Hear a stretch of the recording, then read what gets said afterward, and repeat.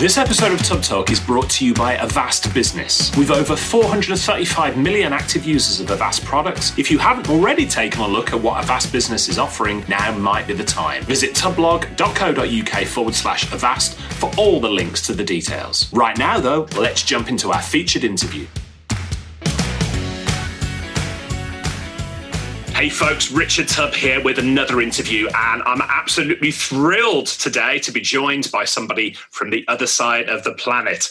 Nigel Moore is the illustrious leader of the Tech Tribe. He is a former MSP owner, and he's somebody that I've become very close with, learned a lot from over the past couple of 3 years. He's really made a massive impact on my life with the teachings, the learnings that he puts out there, and I know he's made a huge impact on the wider MSP community.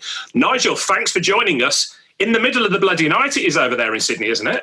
It is dark over here. It is 9 p.m. at night, and you've roused me out of bed on a late night. And funny, I was just listening to you say all of that, and if you had have interviewed me on a podcast 5 years ago, I would have said the exact same about you in return, because 5 years ago, for those of you that don't know the story, I was learning a whole pile of this stuff from Richard 5 and 10 years ago when I first started out in my journey. So it's kind of funny to hear it echoed back at me in return.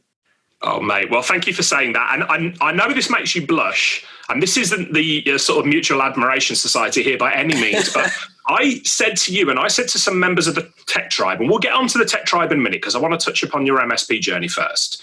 I've been doing this MSP thing for however many years now, around 15, 20 years or whatever, running an MSP, coaching MSPs.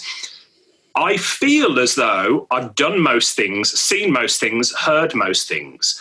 And then I come across you, my friend, and every other time you open your mouth, you say something that I frankly, a perspective I've never heard before, or some sort of teaching that just strikes me as completely new. And I've shared this with you before, and I know it makes you blush, but thank you for doing that, because however long you've been doing this, there's always somebody who knows more. There's always somebody with new perspectives. And for me, you've been that person. So thank you for it. Thank you. I appreciate that. It's whoever breaks the most learns the most, I believe, and I've probably broken the most of most people out there. Well, I always talk to people that, when I explain what I do for a living, I work with the owners of IT businesses, I help them to grow their business. But mostly what I do is help them avoid the many mistakes that I've made as an MSP owner. And of course, mistakes. The great thing about that is there's an infinite source of content. But so let's go back. I know you're a great one for experiments, for self-development, for personal development. Let's go back to the start of your journey then, when you ran your own managed service provider. Perhaps talk us back there and sort of talk us through the timeline. What happened? So the day I inherited an MSP is probably a story for another day, but I happened to start a Monday morning with a half-baked MSP in my hands that I was the proud owner of. And that whole story is probably a story for another podcast, but it kind of set me off on a journey then where I had to go and find my feet in the business world with this little business sitting in my hands and start to grow it from there. And that was back in the mid to late, whatever you call that, first decade of the 2000s, 2007, 2008 it was, so 12, 13 years ago. I had been running an MSP for another gentleman for a couple of years before that, and I'd been working for him in a tech role position for a couple of years before that as well. So I'd been in the support space or IT support space / pseudo MSP space for probably 5 years before I started my own back in 2007, 2008, and then I started my own and made those bajillion mistakes over the next 10 years before I eventually, before the business that we had then, or the MSP that we had then, was acquired back in 2016. So looking back to that time, what would you say is the thing that you struggled with most when you were building the MSP business? What's the one thing, if you could help MSP owners now, and you do, if you could wave a magic wand for any MSP owner now and make one thing go away that you struggled with back then, what would it be? Oh, good question. And you kind of seeded this question with me before we started, and my answer is now completely different because you asked it in a different way. And so the thing that I struggled with the most, especially in the first few years of my MSP, was feeling alone in the journey, having no one around me that was sharing a similar journey to me that I could talk about. And back then, I didn't even understand the importance of sharing a journey and being around people of similar mindset, whether they're in front of you, behind you, alongside you to be able to go through it. And I think for me, that hardest part was finding those people, being able to get into a space where I could get rid of my ego and learn from those people. And then be able to go and take all that stuff that I did learn from all these gurus and these geniuses and these wizards and these Richard Tubbs that ran Tubb logs to go and bring it all back to my business. And once I started to figure that out, that really changed the trajectory for me. It was a struggle for me for many, many years to try and figure out how this whole game of business ran.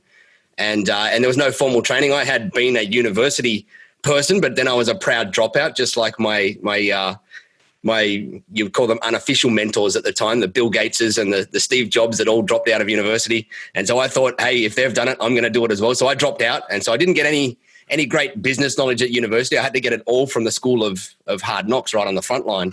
And so doing that for me, the struggle was kind of that loneliness, that how the heck do I do this stuff? Where do I earn money? How do I earn money? Am I worthy? Am I good enough? Am I doing the right thing?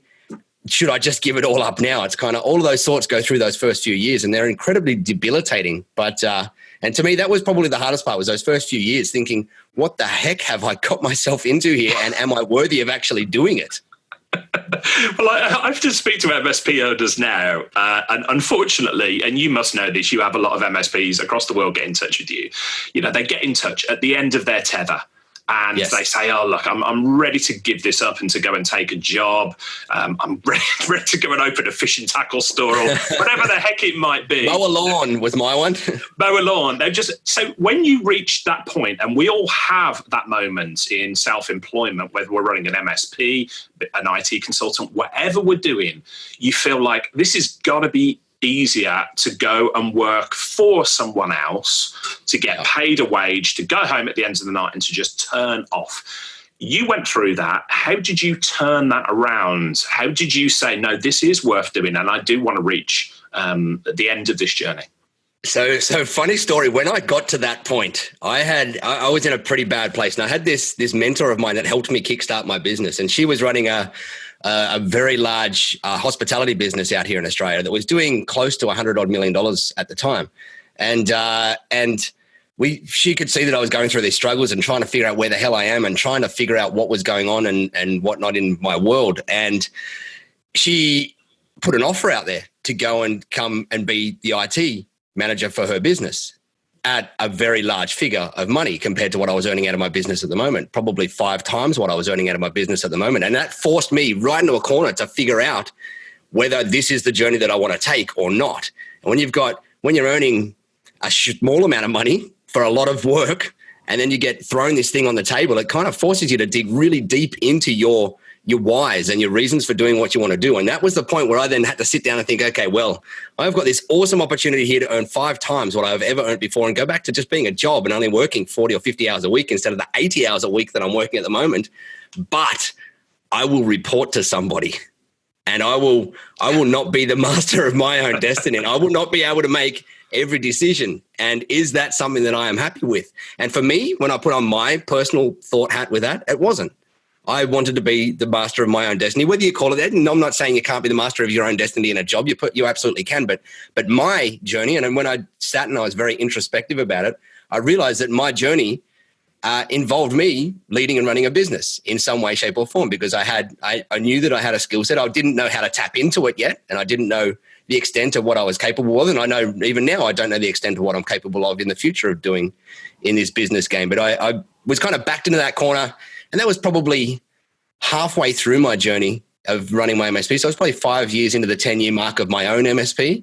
And that was the point that I went, okay, well, now I've decided that I'm going all in. I'm in it. I know the reasons why. It forced me to have that introspective thought about the reasons why I'm in this game. And a lot of it was around personal freedom to be able to make my own decisions, personal freedom to be able to choose when and with what I wanted to do with my life. Now, in saying that, an MSP can sometimes be an incredibly time-consuming and thought-consuming business to own. Incredibly time-consuming. As you no doubt know, Richard, you and I both see it from the other side now, but we were both in it for a long time. And so I had to, at that point, think, I know that this is going to be a tough damn journey, but are those whys of personal freedom and choice and being able to go and create a bigger impact than just what I can do in a job, are they as important enough to me, or are they important enough for me to go out and go through that horrible time of no pay and overwork and crying in a corner in the fetal position for hours at a time, knowing that you just want to go and help people and create all this good in the world, but just not being able to get there for it. And my answer was yes. I knew I had it inside of me, and that was that great time was excellent for me because it forced me to make that decision. And once I'd made that decision, the process from there for me was easier. I'd said, okay, well now I know what I got to do. It's now time to just go and pick up the whatever you call it and run with it. Pick up the barrier and run with it, or pick up the ball. That's the word I'm looking for, and run with it. Yeah. Wow, that's quite a story. It's incredible. I want to move on to the Tech Tribe shortly. I want to ask you now, how would you describe your personality to other people? Crazy. Who is Nigel Moore? Crazy. Good question. I have never been asked that question before. You do ask the tough ones. It's one of those things that on the weekend I took my mother, who is very into genealogy and ancestry and whatnot at the moment. We traveled about 7 hours away to where some of our family grew up, and we were looking at headstones. And on some of the headstones, I saw a note of what someone's life was about. And I started reflecting and thinking, like, what does Nigel Moore going to be? Like, the Nigel Moore is now, I know who that is, and I know that I'm the leader of a tribe, and I've got this incredible, grateful opportunity to be able to serve and support a community of people that I love dearly, because I was one of them and I am one of them, and I'm just at a different point in the journey. But when you're in a situation like that, and I was looking at these gravestones going, like, what's the ultimate game for me? What is that ultimate game? And I think it's a really interesting question. I feel my personal philosophy on life is that it's something that we learn, and we what's the word I'm looking for here? We discover this the whole time as we go. And I think that's part of us or what we need to achieve in going through this life is understanding and discovering this whole purpose for ourselves. What is the greater good that we can achieve out in the world? And for me, I want to leave an impact. I want to create a legacy. I want to do that in multiple different ways. I think all of us do. We all have something like that in hidden in us somewhere. And for me, it's creating a legacy around people that I know that I can impact and I know that I can help, and people that what drives me is when I know that I have been in the floor, curled up in the fetal position, crying because I have no idea what the heck I'm doing. I know there is a pile of other people out in the world right now, this very instant, that are in that exact same position.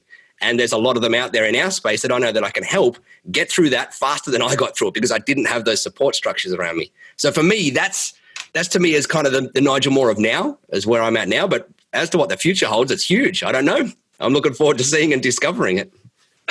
So some of the traits that you mentioned, being driven, wanting to serve others, to help achieve your own potential and others, would you say that the MSPs that you work with within the Tech Tribe, do they share that sort of commonality? Do you see a common theme amongst the personality of MSP owners who are drawn to working with you? Oh, good question. No, yes and no. There's two types of people I see a lot of. One is the self-led, driven people that see a greater good and they want to go and create this awesome business around technology and serving people. And they are the people that I love working with, because they're doing it not for the money. And then there is the other chain of people, and there's I don't know the percentage of them here, but there's the other chain of people that just go, hey, I'm good at computers, I'm going to make some good money out of it, and that's it. It's just about the dollars. And they're the ones that, unfortunately, they struggle the most as well. And so I see those ones that have the drive and the ambition all around achieving and helping other people to be, there's tons of them out there. There are so many of us, let's call them purpose-driven nerds, for want of a better phrase, or whatever you want to call it. People that are, like, sure, the money means a lot, and the money can make us do good things and can give us a life that we dreamed of and whatever it is. But we're also out there because we just freaking love helping people, and we love technology. And this MSP world kind of merges the best of those two things together. Yeah, absolutely. So let's go back to your story. Thanks for sharing all that. You had the MSP, you've sold the MSP, worked day and night. Now, surely it's time to ease off the accelerator, to rest up, to go out surfing in that beautiful part of the world that you live in there near Sydney. But no, you chose not to do that. Just like me, instead of taking it easy, you decided, right, I'm going to use this MSP knowledge that I've built up over the years, and I'm going to start to help other people. And that led to the creation of the Tech Tribe. So let's talk about that a little bit. First of all, what was the motivation for starting the Tech Tribe, and what was your vision for it going forward? Good question.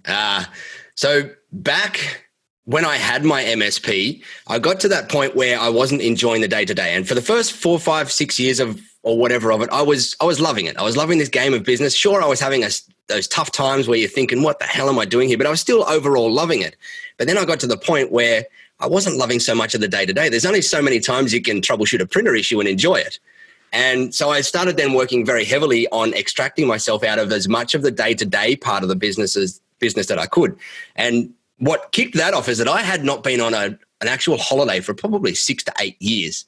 And while I was working for the other guy, and then I ended up starting my own business. So for the first few years of that, I hadn't had a holiday. And then I happened to marry a French girl. And that meant that we should go to France and visit the French side of the family. And so we took off on a 4 to 5 week holiday for the first ever trip away from my business. And I saw this whole other world of, hey, there's a world out there outside of my business and outside of myself. I now need to go and see a little bit more of that. I want to see a little bit more of that and travel this thing. And that then fired me up to work more on my business than in my business, and kick-started that journey of working on my business. And over time, we started creating some awesome stuff in the business. And that's not saying it with an ego. It's saying it in hindsight, looking back, thinking, yeah, we actually did do some good things. And I had a few other MSPs in my world through peer groups and through trusted contractor arrangements that I started talking to about this stuff and started teaching and coaching them how to do what we had done. And I realized I loved it. I absolutely loved it. And more importantly, they were actually getting similar results to me. And so I went, I've got to figure out what's going on here. Like, I've loved my MSP, but I'm not feeling the love as much now. This new little idea and concept has started to germinate a seed in my head. And so I started looking around the world of coaching and started getting around all the big business coaches out in the world and immersing myself in that world of how to help other people and transform other people. And that kicked off the first version of the Tech Tribe, which was with a mutual friend of yours and mine, Robert Crane. Yeah. We started a business called Cloud Business Blueprint, which was just a simple forum-based community back then. And we ran that whilst I was running my MSP on the side. I was running Cloud Business Blueprint on the side, and we sort of built it up as a little side project between us. And it was a great little way to dip our feet in the water of this helping other MSPs space that I was really starting to love and see results in. In hindsight now, I look back and go, holy geez, I didn't know anything about this world of coaching now. But we still were able to help people out. And we had some great clients in that business. Well, we frankly, in hindsight, we also helped them out do some incredible things as well. And that kicked off that journey. That then led me to go down the process of realizing that the MSP, ultimately, you can't easily run two businesses side by side the way that I like to run businesses. I'm a kind of unique, some would call bit of a control freak in some areas of the business, and trying to run two side by side just didn't work very well. And so myself and my business partner, we ended up setting up our MSP for sales so that I could focus 100% on my investment business and the Tech Tribe, or what was going to become the Tech Tribe at the time, and he could go and focus on his other business that he had at the time. And that kicked off that sale journey, which was a year or so in the making. And once that was done and dusted, I think I took 37 seconds of retirement and dived straight back into. And actually, there was no retirement, because the whole time, it was before we'd sold the business, I knew exactly what was happening next, and that was that I was going to go all in on growing this new business. Yeah. And so we took off to, within 2 weeks of selling the business, we took off to Thailand with the kids for a conference over there. And even while I was over there, we were building the new one. We were getting it ready to launch, and we were working our rear end off in it. And all of the money that we earned in the other business, or not all of it, but a vast majority of it, we started throwing it into this new one and going all in on the next one. So there was no real retirement. The thought went through my head that, hey, I've got enough money now that I could go to an exotic island location in the world and retire for the next 15 years, or I could just throw it all into the next one and get started again. And so I think that decision was about 30 seconds in the making, and I decided to throw as much as I can into that and a few other investments and just get going on the journey again. Oh, it's a fascinating journey, and there's some parallels with my own journey. You and I have talked about this before, but I had absolutely no plans, to do what I'm doing today, to be working with you, with the Tech Tribe, to be working with MSPs. After I sold the business, it was literally, right, I'm going to sit around in my pants and eat pizza. That just shows the difference in vision between you and I. You were like, tropical islands, I'm thinking pants and pizza, but there you go. But yeah, within a couple of weeks, people had started phoning me and saying, hey, I've heard you've sold the business. Now that you're no longer a competitor, can you come and help me? And so, trust me. Let's talk about the Tech Tribe then. So we've mentioned it a few times, but for anybody who isn't familiar with the Tech Tribe, how do you describe it to people? The only place that every MSP in the world should hang out. And that's a little bit self-serving, and I'm kidding, kind of. The Tech Tribe, the way I like to describe it is the community and program that I wish I had access to when I first started my journey. And so we've intentionally created, or we're very intentionally crafting it to being what we want to be the best resource for MSPs that are what I like to call the nimble MSP. I don't like calling people small MSPs because if some people take offense to being called a small business, I like to call them nimble MSPs. And I was a nimble MSP. You were a nimble MSP, Richard. I kind of define nimble MSPs as any MSP doing typically under 5 to 10 million. Now, kind of in that small range where we're 5, 10, 15, 20, 30 staff, somewhere thereabouts. And you, me, and the rest of us in the Tech Tribe are building the Tech Tribe to be the ultimate program and the global community for nimble MSPs around the world. And it's interesting. I think it was probably about, and you can help me with the timeline here, Nigel, but it was probably about 18 months, 2 years ago that you and I first spoke, or we first got in touch with one another. It was around that time. And I remember seeing adverts for the Tech Tribe, and with your handsome face popping up on the adverts, it's like, come and join the Tech Tribe. That's interesting. And around the time, the question that I most commonly got was, Richard, and this is from MSPs, Richard, when are you going to start your own online MSP community? And of course, the answer was, well, I'm not, because it's a bloody lot of hard work.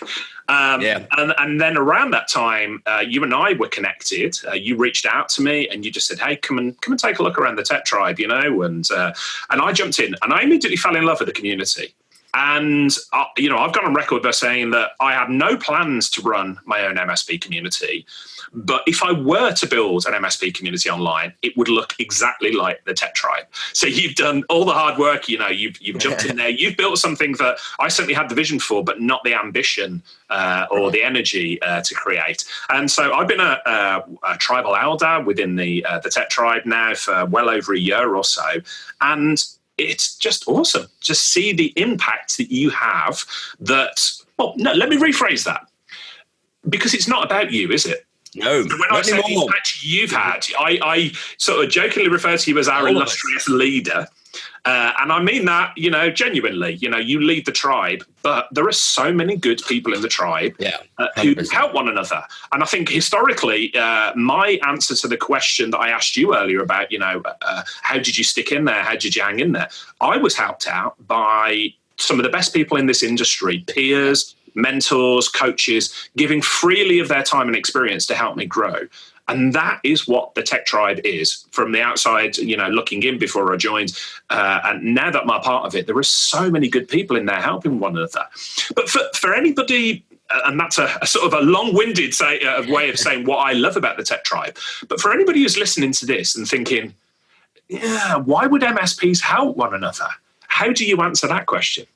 Oh, good question. Because that was part of that whole thing back when I first started my MSP was how do I learn from all these other people, or how do I find these other people? And then I didn't even realize at that point that people out there would be freely giving of their advice. And I remember this one guy going to one of my first ever user groups. And funnily enough, this gentleman now is a Tech Tribe member and an awesome guy. But back then I met him, it would have been 12 years ago now, something like that. And I met him at an industry event at a Microsoft building, and I was talking about managed service agreements. And he goes, "Oh, I'll just send you mine." And my jaw dropped to the floor. And I went, "Hang on, this is a competitor that's going to give me some of his stuff." And that from then opened this whole world of these people that are freely willing to give and not receive anything in return.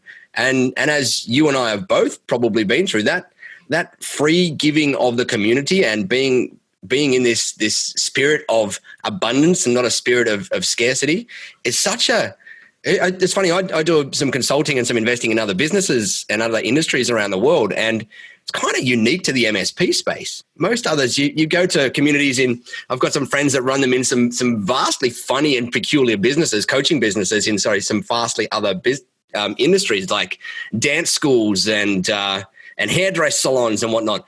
and they have to keep their communities separated because nobody wants to talk to their competitors in any way, shape or form, even if they're geographically separate. And I find in the MSP space, it doesn't matter whether you're next door or you're on the other side of the world, people share so incredibly freely. And I love that about the MSP space. I absolutely love it. And I think one of the biggest reasons is that most of us come into the space because of that want of helping other people, and that we're tech geeks at heart. We're not business people by nature. We didn't start off as business people. We started off as tech geeks that want to help people. So whether that person is a client of ours or a competitor of ours, we still want to help them.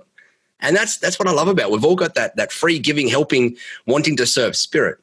Yeah. And let's explain a little bit. So I've mentioned a couple of times now, tribal elders. So I'm a tribal elder within the business. I've come into the business with you. But we've got other tribal elders in there. So one of the ones that immediately comes to mind is Craig Sharp.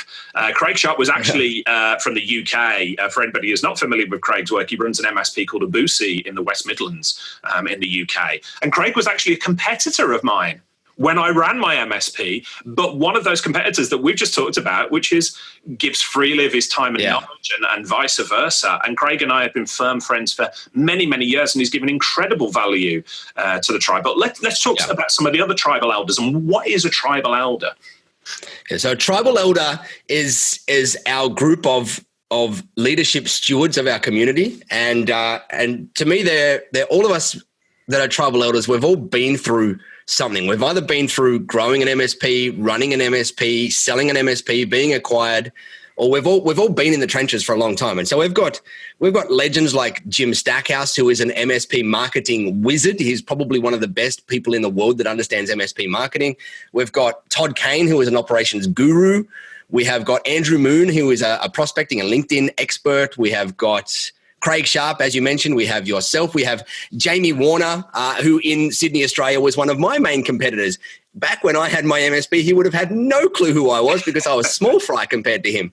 However, he runs one of Sydney and Australia's largest privately owned MSPs, and he is one of our tribal elders as well. And he's got an incredibly giving spirit and an incredible knowledge of our game, an absolute incredible knowledge of our game. And so they're our tribal elders, and there's more to come. We've got some more that we're working on in the background now. And when you talk about there being, I love how I see people like you are so excited about this community and where it's at the moment. I can't wait to see this journey unfold with the vision that I have for it in my head over the next 2 to 3 to 4 years, because it is far greater than what it is now. It is awesome where we are now.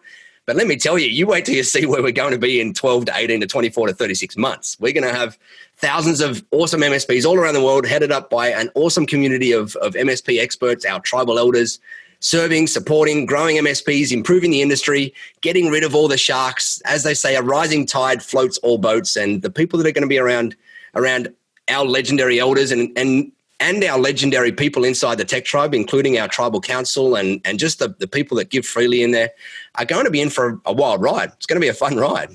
Yeah, absolutely. And all credit to you, because you are drawing these people. You've built this community. I know it's not about you, but you've built this community and it is drawing these people to it. As you say, I think out there in the world, there's two types of people, isn't there? There's givers and there's takers. And yes. What tends to happen is givers attract these other givers. People just want to, sort of mass together and to help one another. And that is exactly what I'm seeing in the tech tribe. So let me ask you, so the tech tribe is a paid community. You and I have joked about it before. The number one, what's the best way of phrasing this politely?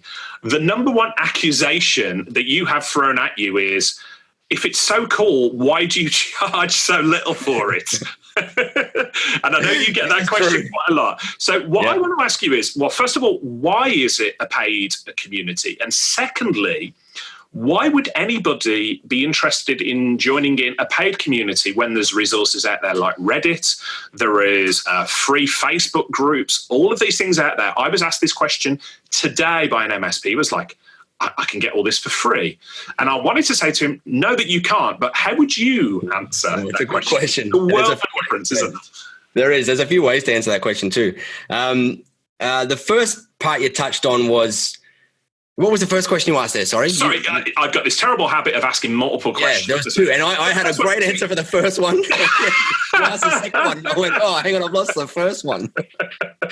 So the first question would be, so why do you charge for the Tech Tribe? Right. And why is it so low priced? I mean, you could make a bloody fortune, mate, if you were charging 4 or 5 times as much. Why do you keep it so high? So number one reason you've got to charge for a business like this because we're providing premium quality content. It's not the back of the mill stuff that you can find on free groups around the place. When you look at the templates and training and resources that we provide, they are frankly world class. There is not much stuff out in the MSP space that comes up to par with us. There is a few out there, and there's a few great other industry stalwarts, but there's not a lot. And so to be able to run a business, you have to be commercial. There are so many industry associations out there around this place that unfortunately, because they don't have the funds and they're not set up to be commercially oriented, they're just not able to get the traction that they want to. Their leadership teams and their associations and their committees are incredibly wanting to do this stuff and create stuff, but unfortunately, because they've got these top-heavy organizations, they can't. And so running it as a commercial enterprise makes things run a whole lot faster and a whole lot slicker and a whole lot smoother and increases the quality of content. But what also happens is when you start charging people access to something, the quality of interaction goes up and magic starts to happen. When you're in free Facebook groups and free Reddit groups, which incidentally, I'm a big anti-Facebook group and anti-Reddit kind of page thing because I find them incredibly distracting for business owners. And a lot of business owners use them as a crutch and a distraction to take them away from working on their own business. And then you hear all these stories about, hey, I need new clients and I'm trying everything. And then you see that same person hanging out in the Facebook groups all day, every day, tagging left, right, and center. And you just go, well, if you just worked on your business and didn't get distracted by these distractions that are designed to pull you away from your business because of ad revenue, then you would probably get somewhere. And I'd love to help you get somewhere. And so the second part of that question is, how do we charge so little? The easy answer to that is volume. We can obviously go out and say, hey, well, we're going to charge $1,000 a month to come and join this program and go with a small number of clients. But that would defeat the purpose of me being able to help the small/nimble guys that I was one of. And there's no way if it was $1,000 a month program that I would be able to have joined it when I was starting out in my MSP. And so I don't want to be able to put up a big barrier to entry like that to the other people that are back in the shoes that I once was in, because it would have stopped them from being able to, or would stop them from being able to join. So we could have chosen to go high price, low volume, or we could have chosen to go high volume, low price. And we chose the latter so that we can help more people out there. Yeah, that absolutely makes sense. And let's talk a little bit about the resources within the Tech Tribe then. So there's no minimum term for membership. It is low price. Now, this isn't an advert for the Tech Tribe. I'm passionate about this. You know, it's a very low barrier to entry, as you say. Enough to put off those people who are just tie kickers, who just want to grab free stuff and that. But there is a ton of resources in there. You've talked about the managed service agreement. You've just added a IT contractor, a trusted contractor agreement in there. There is a ton of stuff. In fact, later today, Craig Sharp, I mentioned one of the tribal elders, as we're recording this, you and I, Nigel, I'm going to be hosting the tribal gathering with Craig Sharp, and we're going to be talking about sales process. This is free for members. Members just dial in and ask the questions, and Craig and myself answer them. You've done these tribal gatherings before, and that's a regular thing that happens every month. So there's all of these resources in there. Are you not worried that somebody's going to jump in, download all the resources, and swan off and say, thanks, there we go? Yeah. They do. We actually watch it handle that situation. And so the first few times that happened, I went, oh, I'm frustrated. It's just, I've just given away tens of thousands of dollars of value for $50. What can I do about that? And then I realized that I shouldn't be thinking about that 1 or 2 people that are going to be doing it. I need to be thinking about the other 98 people that are going in there and hanging around and getting awesome results out of those resources.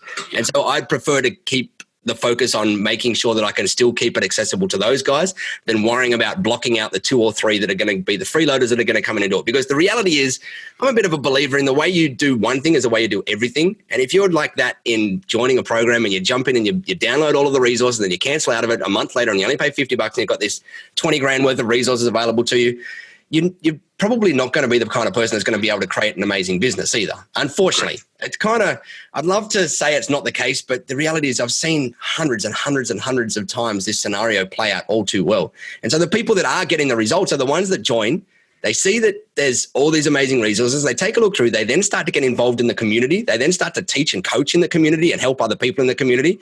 And then they get access to these resources ongoing that we're continually updating. And they're the ones that are getting the results, not the ones that are jumping in from bouncing from program to program, downloading all these massive files of everything into this one folder that they never open and touch again. It's the ones that actually get in and work with the stuff that they've got access to and help and ask other people for help and ask for direction and talk about their journey and whatnot that actually do get the results. And I want to focus on that 98% of people. The other 2% will always be there. We could figure out a way to block them out, but for me, it's not my focus. My focus is on the guys that are doing good, the guys and girls that are doing good, and we want to do good by them.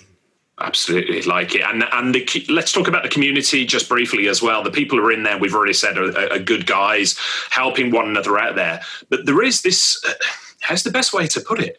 There's no dicks in there, is there? There's some nice guys helping one another. I was talking to someone about this the other day. When I first started the Tech Tribe, I was a little bit worried about moderation in a community like this. And now we're hundreds and hundreds of MSPs at the moment in our community, and we will be thousands and thousands over the next few-year period.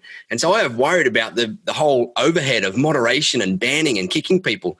As yet, we have not had to moderate one single post out of 18,000 posts that we have had in our community since the day we started. And that's that little bit of magic that I talk about, that once people pay to come and join somebody else's house, they're joining my house and our house.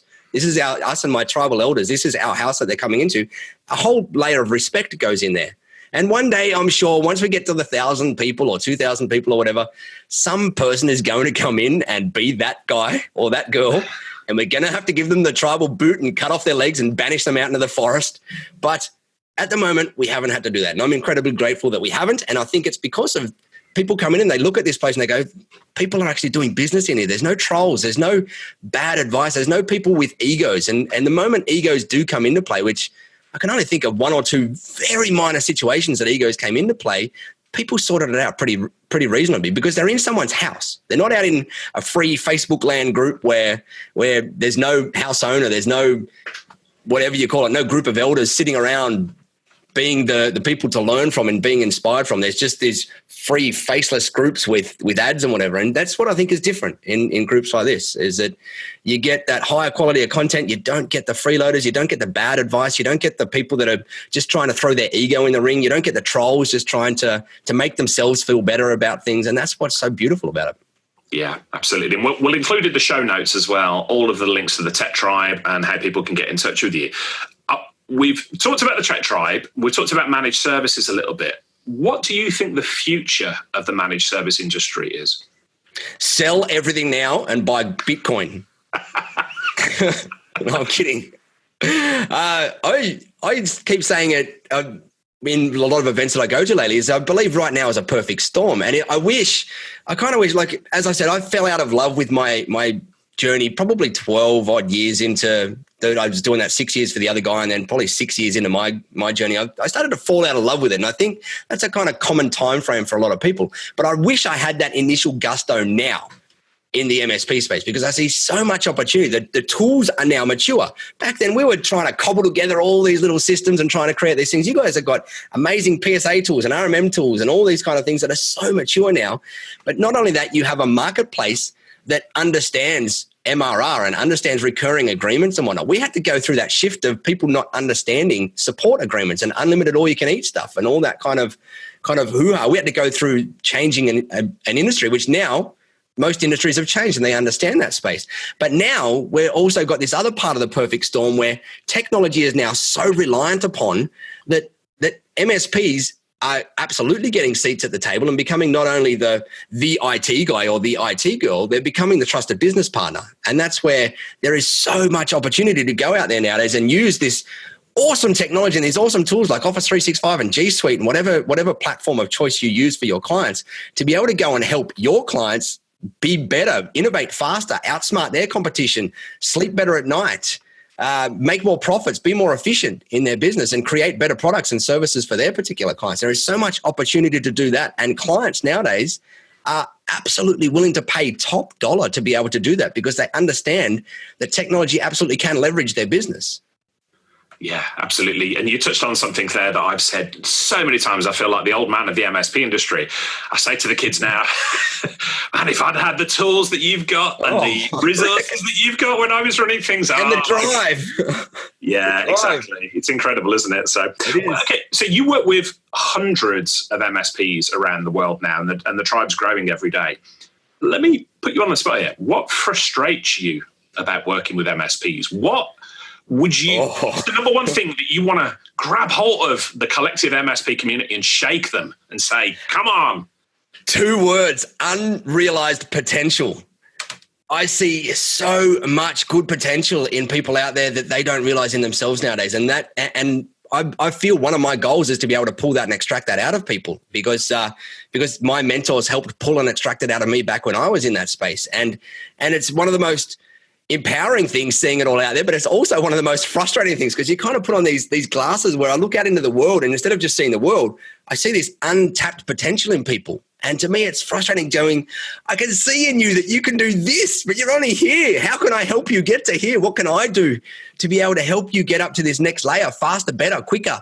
And to me, it's kind of a double-edged sword. As I said, it's the most frustrating thing to me to be able to see this unrealized potential in people. It's also the most beautiful thing to be able to see it because there's so much opportunity out there to be able to go and help and serve. Yeah. And you've talked about influences, you've talked about coaches, mentors in your life. Who would you say has been the major influences in your life? Is there any name checks you can give?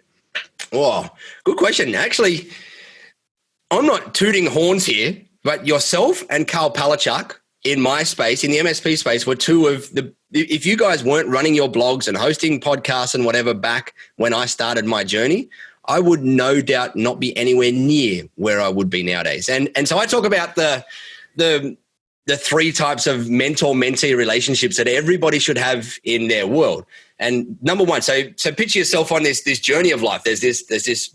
If you can't see me because this is a podcast, but picture this big long line that travels off into the distance, and you are standing at any one point at some point along that line, along your journey of life, and that your life that might be the journey of your particular business.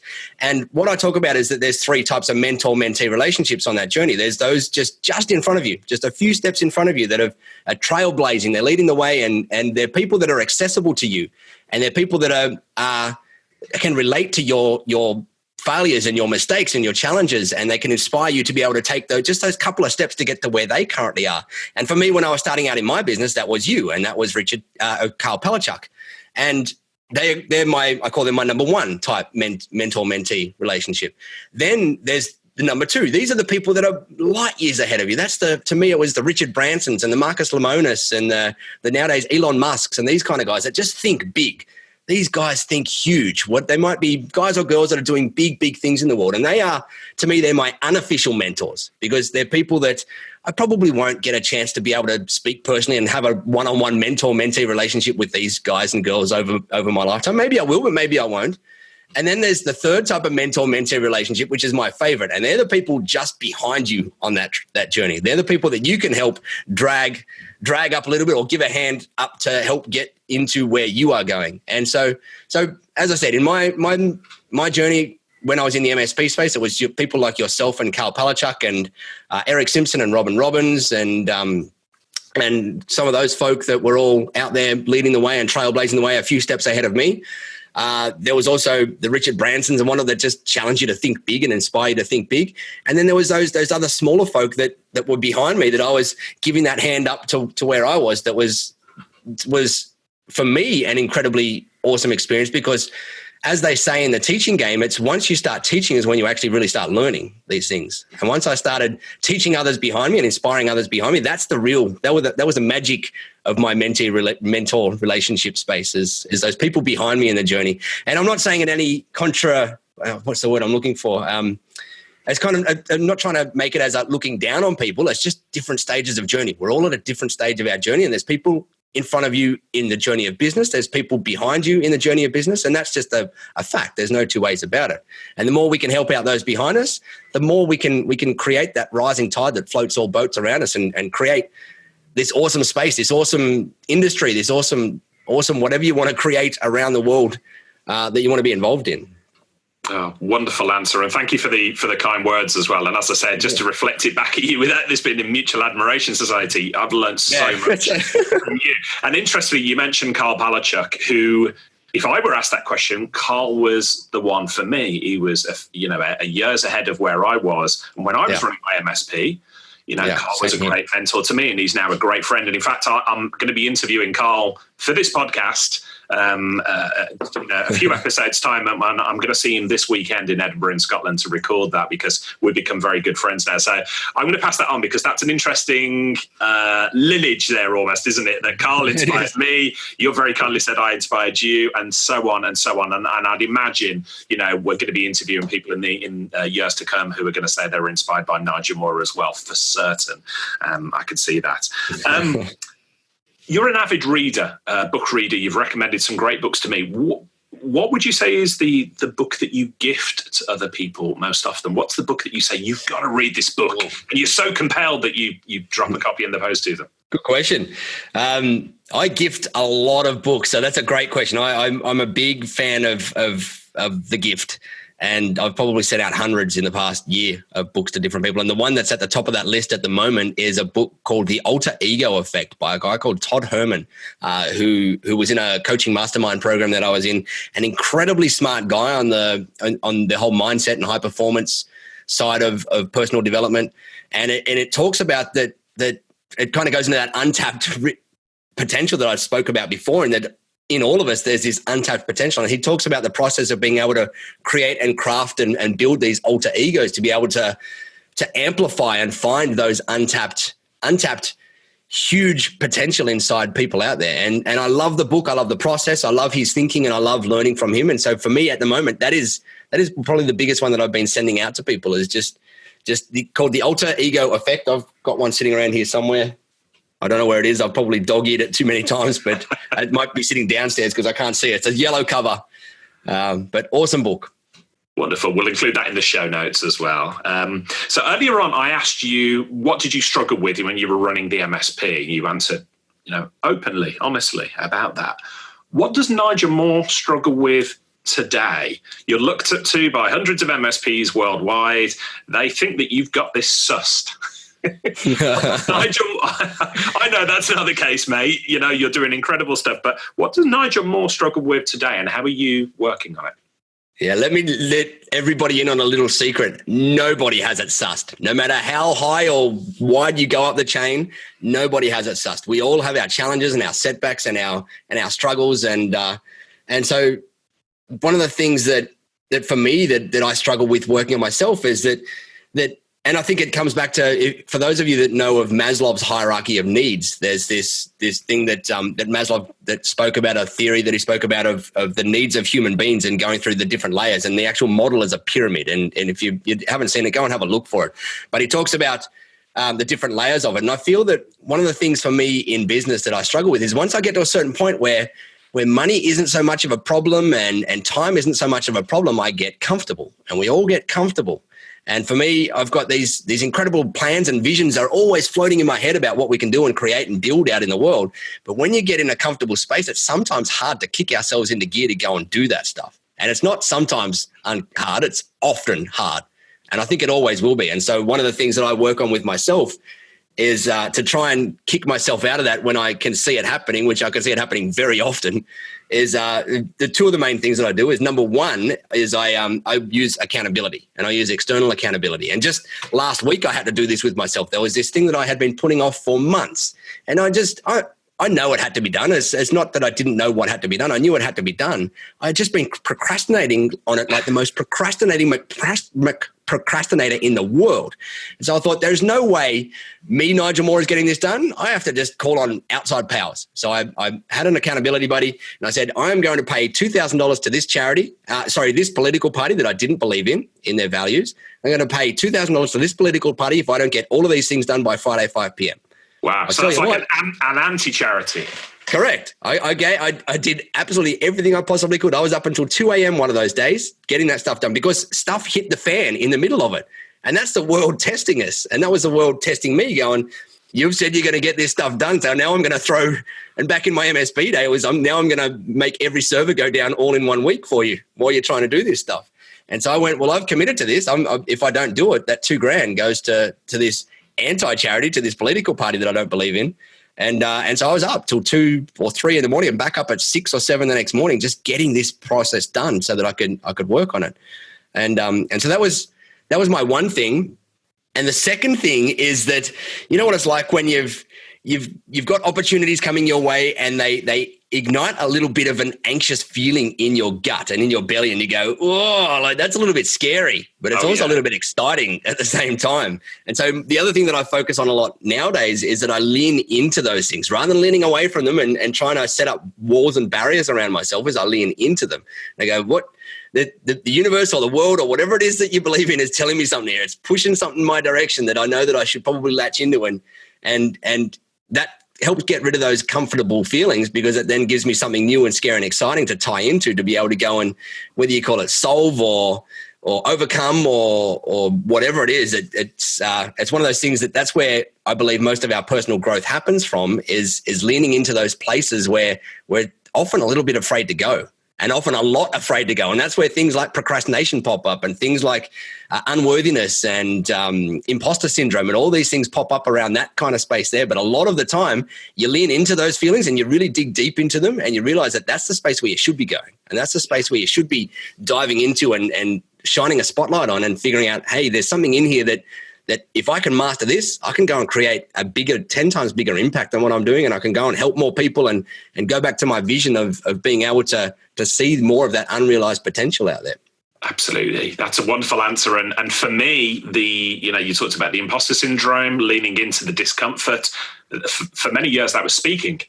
Speaking events and things like that, I absolutely crap myself. I have sleepless nights, and it gets better. I've been doing this for a number of years, but to this day, I agree to speak at events, and then in the couple of weeks beforehand, I have sleepless nights. I'm thinking, why did I agree to this? But I do it, I enjoy it, and I'm excited about it, and it's great.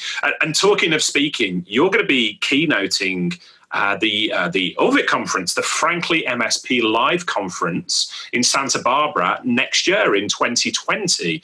So as we record this, that's a few months away from now. That's going to be a big deal for you. That's the first big OVIC conference, and you're going to be headlining, my friend.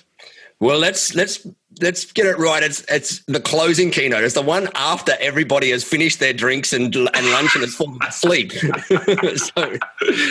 you are the lead attraction here.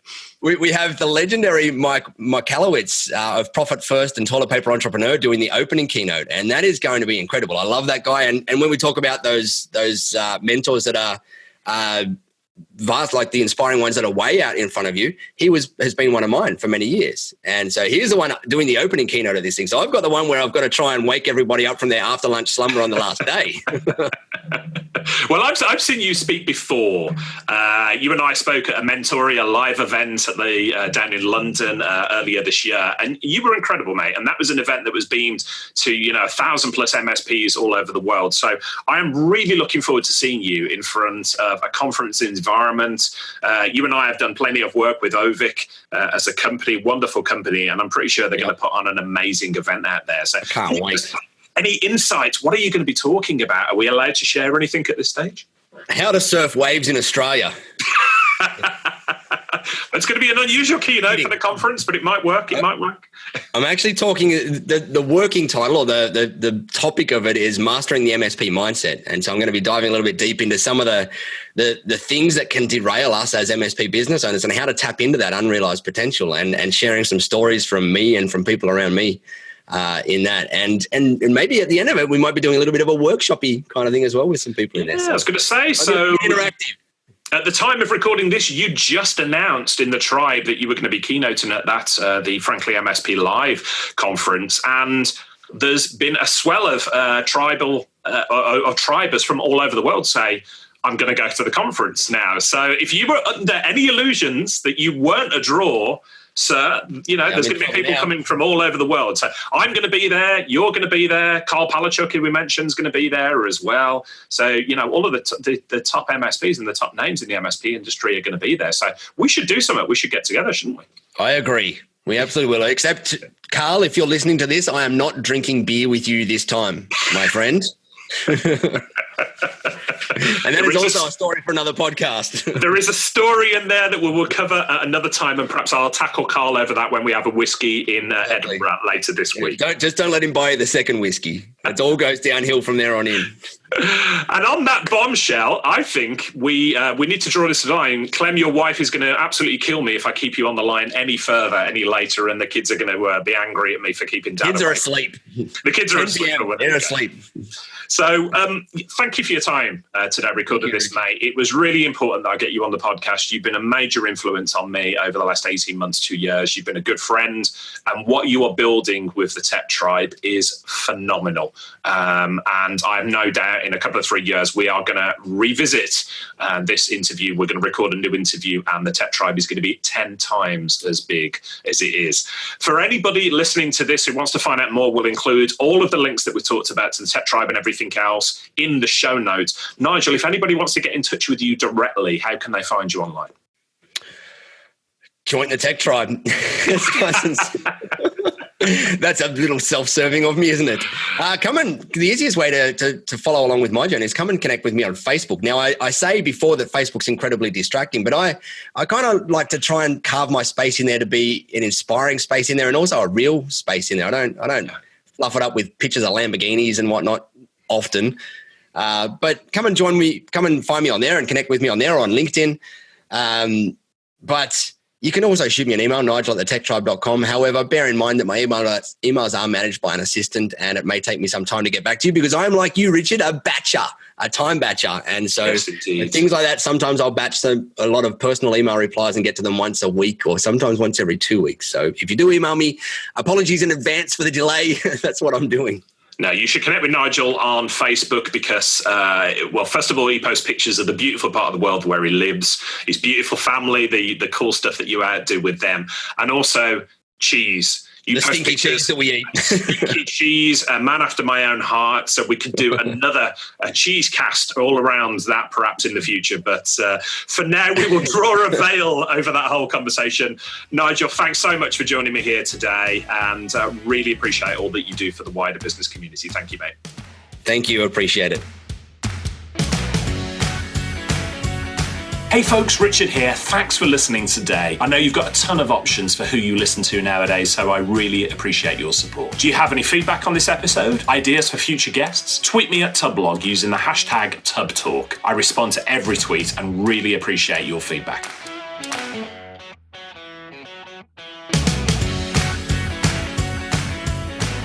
Richard here, and I wanted to give a really big shout out and to say a huge thank you to our friends at Avast for bringing this episode to you. In the face of increasingly complex threats targeting small and medium businesses, yesterday's methods are no longer enough. Cybersecurity must be quicker, smarter, and more reliable than ever before. Avast Business provide a range of powerful, easy to deploy security products and management platforms designed for IT solution providers and managed service providers. Avast Business offer a variety of cybersecurity products that are MSP friendly. You can choose from standalone antivirus products, managed antivirus products, cloud care for layered endpoint and network security services, backup and recovery, content filtering, email security, patch management, and a management console to easily deploy endpoint protection solutions to devices in your client networks. These solutions are all backed by the largest, most globally dispersed threat detection network in the world. If you've not checked out Avast's secure internet gateway, then I'd recommend taking a look at the video demo that Avast's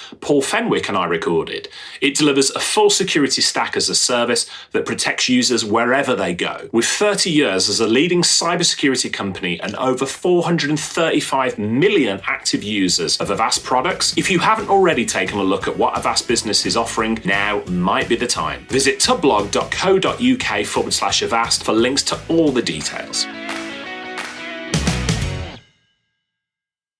Hey team, this is Richard again. Just one more thing before you take off, and that is MSP Insights. Now, every Tuesday, I share my thoughts on the business of IT with you, the managed service community. Thousands of managed service providers already subscribe to MSP Insights. It's easy to sign up, easy to cancel. MSP Insights is basically a short email from me every Tuesday without fail with advice on growing your IT business, plus cool resources I've found, discovered, or started exploring that week. It's kind of like my diary diary of cool things and often includes articles or books I've read, tools I've discovered, and events I think you'd be interested in, often sent to me by my friends and Tubb Talk podcast guests. So, if that sounds fun, a short, tiny bite of MSP goodness every Tuesday, and you'd like to try it out, just go to go.tubb.co/Tuesday. That's go.tubb.co/Tuesday. Drop in your email and you'll get the very next one. Thanks for listening.